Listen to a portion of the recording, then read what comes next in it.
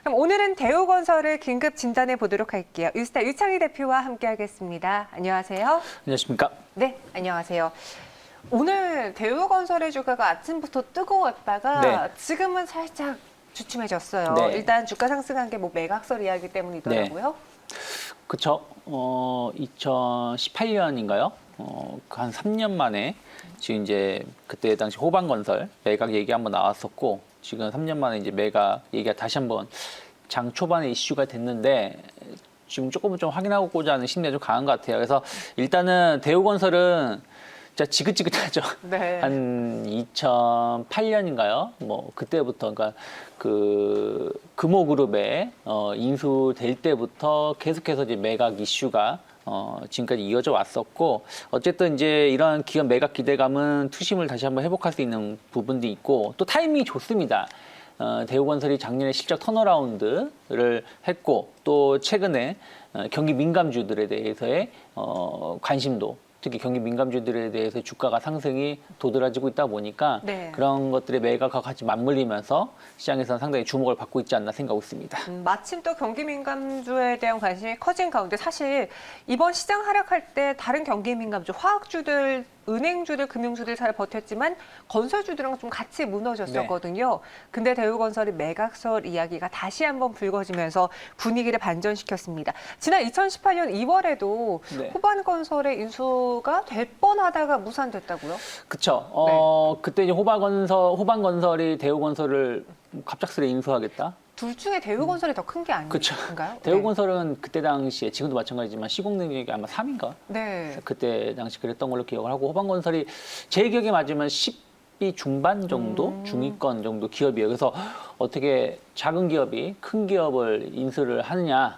그러니까 그거에 대해 주목을 받았었죠. 네. 그래서 호반건설이 한번 도약을 하는 것이냐라고 했는데 실패를 했습니다. 그러니까 실패란 것이 이제 호반건설이 생각하지 못했던 그때 당시에 그 대우건설의 그 모로코가 관련해가지고 플랜트 관련해서 수주를 한 게 있는데 이게 좀 부실액이 생각했던 것보다 더 크다. 잠재된 부실액이 한 3천억 이상 이게 확인되다 보니까 호반건설이 무리하게 인수를 해서 본인들이 재무 구조가 악화되느니 현재 상황을 유지하겠다라면서 좀 M&A가 좀 불발되는 이벤트가 있었습니다. 그 당시에도 저와 같은 생각을 하는 분들이 많았군요. 네. 저도 좀 오라 하고 약간 의아했는데 하지만 이제 대우건설의 경우엔 당시 매각이 불발됐어도 그 이후에 기업 가치를 재고하겠다라고 발표를 했거든요. 네. 실적으로 보여줬습니까? 작년 4분기 실적만 본다라면 네. 매출이 2조 2,900억 정도고요. 네. 영업이익 2,533억이었는데 네. 그때 당시 현대건설이 한 800억 미만?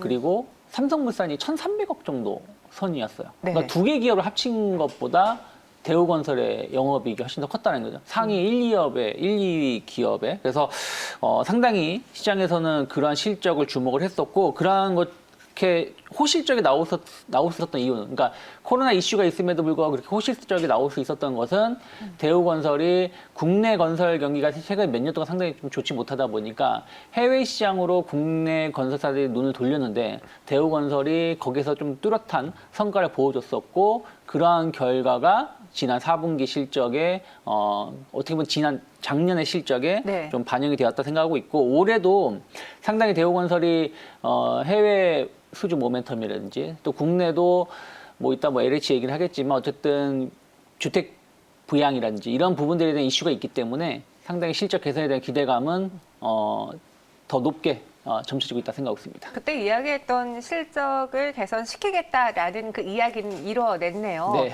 그런데 다시 한번 매각설이 부각되면서 오늘 시가가 갭으로 뛰었고요. 장중에도 10% 넘는 급등을 보였는데 이번에 호반건설이 다시 매각전에 뛰어들까요? 혹은 뭐 국내 해외 분리매각에 대한 이야기도 있던데 그런 식으로 진행이 될까요?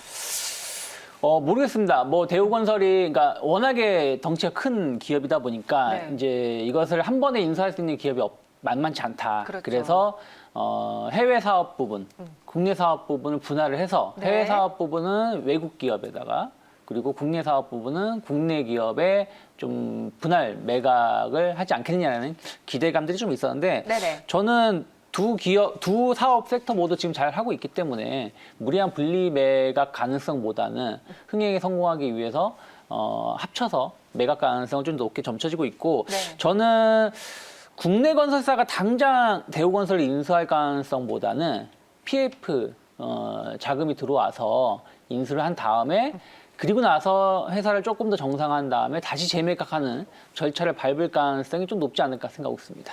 네. 그럼 대우건설의 가격 전략도 한번 세워보겠습니다. 오늘 아침에 팔 거리라고 후회하신 분도 있을 테고요. 아니면 다시 매각설에 불붙어서 추가적으로 오르지 않을까 기대하신 분도 있을 것 같은데요. 일단 현재는 3.94% 상승만 유지하고 있거든요. 네. 아침에 목매도 하신 분들을 위해서 네. 전략을 세워드려요. 뭐 솔직히 지금 이제 주가가 좀 하락한 것이 네. 그 PF 쪽으로 해가지고 지금 대우건설의 지분이 많은 PF가 매각 얘기 없었다. 사실 무근이나 소식이 나오면서 약간 신망 매물이 나오는데 저는 꼭 매각 이슈가 아니라고 하더라도 네. 대우건설의 수주 잔고라든지 신규 수주 모멘텀 뭐 지금 수주 잔고는 평균 3조 5천억 내외에서 계속 유지가 되고 있고 신규 수주도 1조 원 이상의 신규 수주가 계속 나오고 있기 때문에 이런 것을 본다라면 실적만 가지고도 저는 대우건설은 7,500원대까지는 충분히 상승할 수 있다. 최근에 뭐 건설주들이 조정이 나왔기 때문에 같이 조정이 나온 것이라고 보면 되겠고요. 저는 그러한 실적 기준으로도 지금 저평가되어 있다 생각하고 있고 여기에 만약에 진짜 매각이 구체화 된다라면 주가는 다시 한번 급등세로 갈 수 있지 않을까 생각하고 있습니다. 네, 대우건설에 대해서 단기 목표 주가로 7,500원 제시해 드렸고요. 오늘 매도하지 못한 분들이라면 매각설 이슈를 누리지 못했지만 그래도 이 대우건설 자체적으로 보고서도 더 들고 가봐도 괜찮겠다라고 해주셨어요. 그러면 이 의견이 전체적인 건설사에도 해당이 되는 건지 궁금하거든요. 실제로 저희가 2월 4일 부동산 대책 앞두고 네. 건설주들 흐름 너무 좋아서 오히려 그때 매수하셨다가 고점에 샀네 후회하신 분들 많으셨어요. 근데 엄밀히 따지면 그때부터 지금까지 증시의 조정기였잖아요. 지수가 빠졌죠. 지수가 네. 빠졌으니까. 그래서 꼭 건설주만 하락을 했다라면 이슈에 의해서 하락했다고 말씀드릴 수 있겠지만 그건 아니다. 전체 시장이 좀 조정이 나왔던 것이기 때문에 그거에 비하면은 다른 섹터에 비하면 조정은 오히려 그렇게 크지 않았습니다. 그래서 저는 건설주들은 조금 더 관심 있게 보실 필요가 있다 생각하고 있고 어쨌든 코로나 이슈 때문에 경기 부양 의지가 좀 있고요. 이것은 우리나라뿐이 아닙니다. 세계적인 경기 부양이 있고 우리나라 아까도 말씀드렸지만 대우건설뿐이 아니라 다른 건설사들도 해외 수주 모멘텀을 계속 이끌어갈 수밖에 없다고 생각하고 있고요. 그리고 국내 주택 경기 전체 건설의 상당 부분을 차지하는 주택 경기가 좀 회복될 수 있다는 부분들, 신규 착공 건수가 계속 늘어날 수 있다는 기대감들은 건설주들에 대해서의 어떤 매력도를 높일 수가 있기 때문에 저는 조금 그 조정이 나온다라면 건설주도 관심 있게 보시면 좋겠고요. 어쨌든 시공 능력으로 따진다라면 네. 저는 전체적으로 봤을 때 뭐 대우건설도 좋게 보고 있지만 GS건설 좀 주목해 필요가 있다. 왜냐하면 특히 주택시장 중심으로 해서 만약에 건설주들이 움직인다라면 최근 몇 년 사이에 이 주택시장에서 1위 브랜드를 차지한 게 GS그룹이거든요. 네. 그래서 GS건설이 신규 수주도 상당히 많이 할 수 있지 않을까. 그래서 저는 삼성물산, GS건설 좀 주목하면서 대응하시면 좋지 않을까 생각하고 있습니다. 그런데 제가 부동산 쪽은 잘 몰라서 그러지만 이번에 공급을 좀 많이 늘리면서 공공 분양 쪽도 많이 늘리잖아요. 네. 그러면은 GS건설과 같은 민영 건설사들의 경우에는 이득이 좀 덜한 거 아닌가요? 근데 네. 저는 공공도 당연히 늘리겠지만 네. 민간 부분은 같이 안 늘릴 수는 없다는 것이죠. 그런 것을 본다라면 네. 저는 뭐 민간 업체 특히 이제 공공이라고 해서 꼭 중소업체만 그 입찰에 참여하고 네. 대기업은 건설에 참여하지 않는 건 아니거든요. 그래서 그런 것을 본다라면 여전히 저는 매력도 높다 생각을 좀 하고 있습니다. 네, 알겠습니다. 대우건설 이야기하면서 건설 쪽까지 들어봤는데 마지막에 관심 종목은 GS건설로 끝이 났습니다. 여러분 오늘의 긴급진단도 잘 참고해 보시고요. 유창희 대표와 함께했어요. 고맙습니다. 고맙습니다.